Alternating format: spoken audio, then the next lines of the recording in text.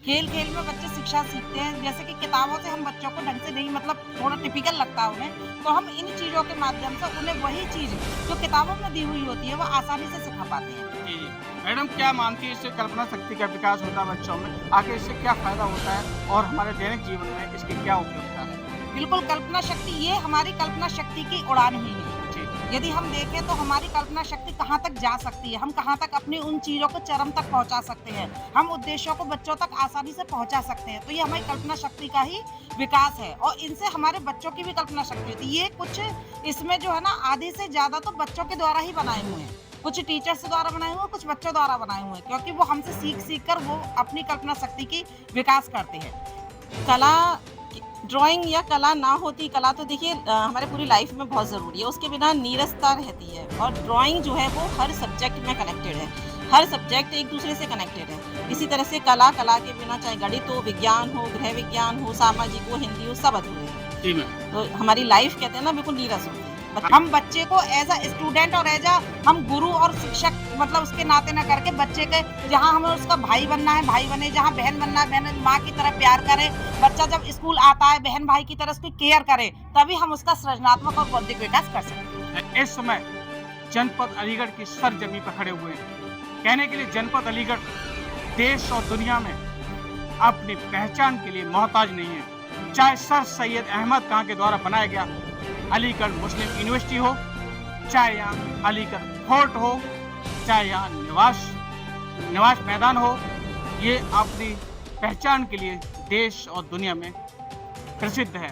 गंगा यमुना तहजीब वाला ये शहर अलीगढ़ अपनी पहचान के लिए देश और दुनिया में प्रसिद्ध है। ताला तालीम के नाम से जाने वाला ये शहर देश और दुनिया में प्रसिद्ध है। नुमाइश का मेला इसके लिए चार चांद लगाने के बहुत ज़्यादा खूबसूरती बटोरने के लिए प्रसिद्ध है। आज वहीं पर कला वीथिका से यहाँ तमाम प्रदर्शनी अभ्यर्थियों ने लगाई है, जो कि आपने यहाँ पे तमाम प्रदर्शनी यहाँ पे लगी हुई हैं, जो कि अभ्यर्थियों के जीवन में उसके अंदर कल्पना शक्ति के विकास के लिए ये प्रयोग की गई हैं।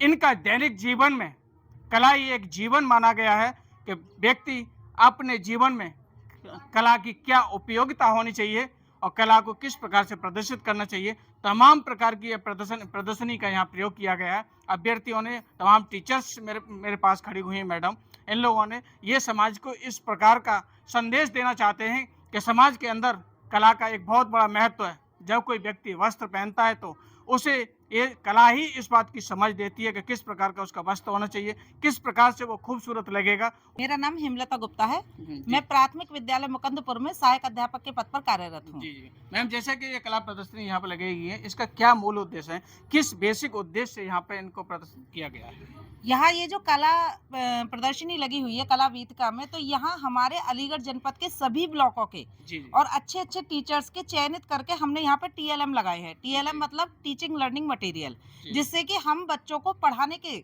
जो हमें उन्हें शिक्षा देनी है, कोई एम से उन्हें समझाना, जो हमारा उद्देश्य है हम उन बच्चों तक पहुँचाना चाहते हैं, वो आसानी से पहुँच जाए। जैसे अब एक बहुत छोटा-सा मैं आपको दिखाना चाहूँगी, ये एक स्टोरी कार्ड है। जी, जी। ये बच्चे जैसे सीखते हैं, तो बच्चों को कोई भी कहानी है तो कहानी के माध्यम से, हम पिक्चर्स के माध्यम से किस प्रकार आसानी से और बड़े ही मनोरंजन के साथ सिखा सकते हैं।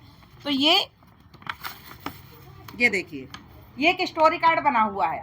तो इसमें हमने एक छोटी सी स्टोरी ली है, जिसे कि पिक्चर्स के माध्यम से बच्चों को समझाया, और स्टोरी को भी हमने छोटे में पोयम के माध्यम से समझाया है।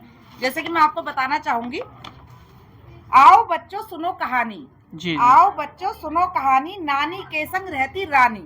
तो ये मैंने पिक्चर के माध्यम से समझाई, ये नानी है और ये रानी है। नानी की वो बात ना माने, मोबाइल पर सुनती गाने। जैसे कि आजकल बच्चे मोबाइल को हाथ में लिए रहते हैं, काम धंधे में कम मतलब लगते हैं, मोबाइल में ज्यादा इंगेज रहते हैं।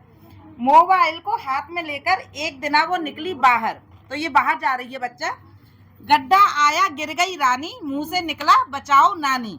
तो ये बच्चे को हमने दर्शाया। यदि हम ये भी नहीं देखेंगे ना, पढ़ेंगे, तब भी बच्चा इससे समझ जाएगा क्या कहानी है।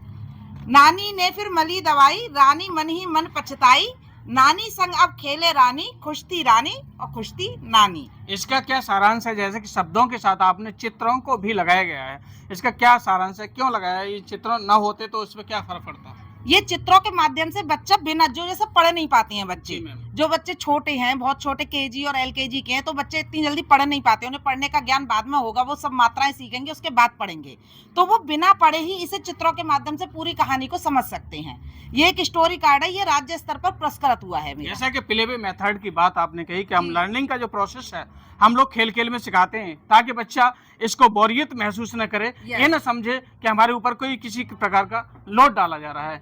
तो क्या मतलब है, क्यों सिखाया जाता है इस तरह से, इससे क्या फायदा होता है? हमारी अब की जो शिक्षा नीति है उसमें भी यही दर्शाया गया, यही एक मेन उद्देश्य है हमारी शिक्षा नीति का कि बच्चों को जो ज्ञान कराया जाए वो खेल खेल में कराया जाए, जिससे कि बच्चे बोरियत ना महसूस करें और वो अपने जो मतलब नीचे धरातल की चीजें हैं, जैसे छोटे बड़े का ज्ञान हो, दूर पास का ज्ञान है या रुपए पैसे का ज्ञान है, जो कि उनके आमतौर पर जीवन में बहुत महत्वपूर्ण चीजें हैं, वो उन चीजों को सीख सकें। कहीं आप इस बात का इग्नोर कर रही हैं कि विद्यालयों के अंदर ज्यादातर किसी चीज को बहुत ज्यादा याद किया जाता है, याद करवाया जाता है, क्या आप उस रटंत प्रणाली के खिलाफ हैं क्या? जी, रटंत प्रणाली से बच्चे उतनी जल्दी से समझ नहीं पाते, रटने पर बच्चा बस सिर्फ रटता है, समझता नहीं है। और हमारी आज की जो शिक्षा नीति है उसमें ये बताया बच्चा रटे ना बल्कि उसे समझे, समझकर वो उसका यूज अपने दैनिक जीवन में करेगा, और यदि रटेगा तो वो उसे समझ ही नहीं पाएगा। बिल्कुल अंतिम प्रश्न रहेगा मैडम आपसे, बच्चे के अंदर सृजनात्मक बौद्धिक विकास कैसे होगा? बच्चे के अंदर सृजनात्मक और बौद्धिक विकास का जहाँ तक सवाल है तो वो हम उसे खेल खेल में, मनोरंजन के द्वारा और अपने आत्मीय व्यवहार के द्वारा हम उसमें करा सकते हैं। मेरा नाम है प्रियंका अग्रवाल, मैं उच्च प्राथमिक विद्यालय मड्राक लोधा अलीगढ़ में सहायक अध्यापक पद पे कार्यरत हूँ। जैसा कि मैम यहाँ कला गीतिका में तमाम हम यहाँ पे चित्रकलाओं को देख रहे हैं, क्या कहना चाहेंगे, क्या विचार है आपका? ये कला वीथिका जिसको हम आर्ट गैलरी भी कहते हैं, यहाँ पे पूरे अलीगढ़ जनपद से जो हमारे 12-13 ब्लॉक हैं, सब ब्लॉक के मॉडल्स TLM यहाँ पे बच्चों द्वारा बनाए हुए, टीचर्स द्वारा बनाए हुए और साथ में प्राइवेट स्कूल्स के बनाए हुए वो लगाए गए हैं। यहाँ इसको लगाने का उद्देश्य है, ये एग्जीबिशन पूरे अलीगढ़ के लिए, यहाँ पे अलीगढ़ से बहुत से लोग आते हैं और जब वो यहाँ पर आके देखेंगे इस चीज़ को तो उनको भी काफ़ी नॉलेज होगी और हमारे बेसिक की जो छवि है उसमें काफ़ी इम्प्रूवमेंट होगा कि बेसिक में अच्छा इतने अच्छे काम होते हैं। साथ में बच्चे आते हैं तो वो देखते हैं अच्छा इस तरीके के मॉडल बनाए जाते हैं, तो बच्चों के ज्ञान में बहुत वृद्धि होगी। यदि मैडम ये ड्राइंग ना होती, कला ना होती तो दैनिक जीवन पर क्या इसका दुष्प्रभाव पड़ता? बच्चों को मज़ा नहीं आता पढ़ाई करने में, सिर्फ थ्योरी पढ़ना नहीं अच्छी लगती। इस बात पे आप जोर देती हैं कि कला का महत्व हमारे बौद्धिक जीवन में भी है, शिक्षा के जीवन में भी है, हमारे दैनिक जीवन में भी है, हमारे सामाजिक जीवन में भी है, आप इस बात का समर्थन करती हैं? बिल्कुल बिल्कुल जी मैम जी। और क्या कहना चाहिए, क्या विचार है आपका कि इसका क्या मूल उद्देश्य है, समाज के लिए क्या संदेश देना चाहिए? इसका उद्देश्य ये है कि हम बच्चों को क्लास में कितना भी पढ़ा दें, लेकिन जब तक वो उसको छू कर ना देखें चीज़ को तो वो नॉलेज को आत्मसात नहीं कर पाते। जी। जब जैसे कहते हैं हमने पढ़ा दिया लेकिन उनके सामने उसका जो प्रेजेंट नहीं है, फिजिकली प्रेजेंट नहीं है, वो चीज़ उनको समझ में नहीं आती। जैसे एक मॉडल, छोटा सा मॉडल है, बहुत मैं ये दिखाना चाहूँगी। जी मैम। नाम है इसका वर्ड जी फॉर्मेशन। मैम। इसमें हमने ये शब्द बनाए हैं, तो इसमें क्या करा है, ये पूरा लिखेंगे STONE स्टोन, इसका अर्थ है पत्थर।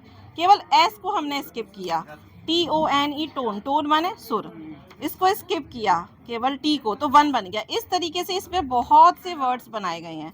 ये रेन देखा जाए पूरा तो ये स्ट्रेन, स्ट्रेन में से S हटाया तो ट्रेन, ट्रेन में से T हटाया तो रेन, क्या मतलब है इनके मतलब आगे बदलते जाते हैं। इस तरीके से छोटे छोटे मॉडल्स जब हम बनाते हैं, बच्चों को उनके बीच में देते हैं, तो वो जब खुद से करते हैं तो स्थायी समझ उनकी विकसित होती है। अध्यापक को कौन सा ऐसी अपने कौशल का प्रयोग करना चाहिए जिससे कि विद्यार्थी उसे आत्मसात आसानी से कर सके? अध्यापक को किस कौशल का? अध्यापक तो उनको ज्ञानात्मक, बोधात्मक, रचनात्मक सभी कौशलों का यूज करेंगे, तब एप्लीकेशन वाले पर आएंगे। तो हमें सब कुछ को इस तरीके से बनाना होता है कि बच्चों तक हम उसको किस तरह से अप्लाई करें। जब वो एप्लीकेशन होता है, जब कोई इसी क्षेत्र में अप्लाई होता है, तो चाहे बड़े हों चाहे बच्चे हों, चीज़ तभी समझ में आती है और हमें तभी इंटरेस्ट आता है जब हम देखते हैं कि इसका हमारी लाइफ में क्या यूज़ है। तो एप्लीकेशन मस्ट है। कला एक आर्ट है जो कि जेनेटिक होती है। कोई भी बच्चा कुछ भी बिना कला के समाज अधूरा है। अगर कला नहीं होगी तो समाज पूर्ण नहीं हो पाता है। तो उसी कला को उभारने के लिए इस प्रदर्शनी का, जैसे आपके बच्चा जैसे चित्रकारी करता है, फोटोज बनाता है, फोटोज बनते हैं, बड़े बड़े चित्रकार हमारे देश के रहे हैं जो देश का नाम रोशन किए हैं। उसी के लिए हम एक नए चित्रकार को उभारने की कोशिश कर रहा है विभाग। बस। क्या सर आप इस बात को मानते हैं कि जब कोई चित्रकार या कोई अभ्यर्थी जब किसी की मूर्ति को अपने जहन में लेकर के, अपने ध्यान में लेकर के जब बनाता है उसके, तो उसकी कल्पना शक्ति का विकास होता है, उसकी बौद्धिक शक्ति का विकास होता है। क्या आप इस ड्राइंग का इस महत्व मानते हैं कि जो हम वस्त्र पहनते हैं अपने दैनिक जीवन में, कि किस कलर का होना चाहिए, किस कलर का कपड़ा होना चाहिए, किस कलर के हमें शूज होने चाहिए, इसका भी एक महत्व आप मानते हैं दैनिक जीवन में? देखिए, दैनिक जीवन में महत्व ये है कि हमारा जो लिबास है, अगर आप कपड़ों की बात करेंगे, जी और हर किसी का अपना एक अलग कलर चूज होता है, जी जो जिसे प्रमोट करता है, जिस बच्चे में जो क्वालिटी होती है। जैसे बहुत से बच्चे मूर्ति बनाते हैं, जी सर। हाथ से मूर्ति बना देते हैं, बड़े बड़े आपने देखे होंगे, मूर्तियां बनी देखी होंगी, स्टैचूज भी हाथ से बनते हैं और पेंटिंग भी हाथ से बनती है, जी सर। और वो दैनिक जीवन में उसके सर्वांगीण विकास करता है। जी जी।